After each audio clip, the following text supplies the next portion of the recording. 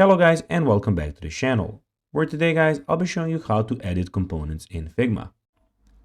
Now guys, the first thing that you need to do is of course go to figma.com and you'll be greeted by a screen looking similar to this one. Now guys, when you're here you just need to go and log into your profile. But guys, if you do not have one, you can always go and register to Figma.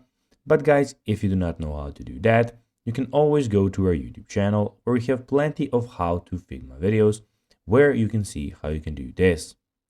Now guys, that we got that out of the way, let's see what we actually have in front of us here.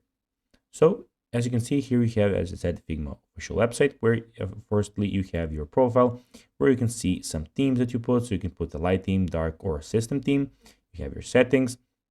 You can get the desktop application if that's much easier for you. You can add another account and you can log out of the account that you're in at the moment. Here you can search for anything basically that you want to search for. So for types, by anything, basically what you want to search for. We have your themes here. We have your drafts, which I at the moment don't have any. You can go and have deleted drafts, the ones that you just made. You can view plans here. If you at the moment I have a free plan, but if you want to get another plan, you can go there. And you also have your favorite files. Here you have your themes. So basically it's my theme project that I can go and create another one. And in the top right corner, we have the design file where you can design. We have the import and the plus Figma Jam board. Now guys, let's see how you can actually edit components in Figma. Well, select an instance in the current file and then open the design tab in the right sidebar, which you can see here.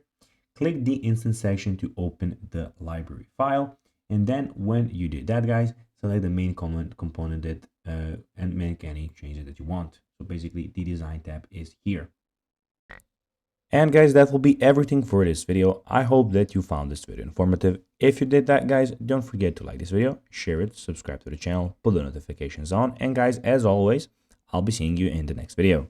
Bye, guys.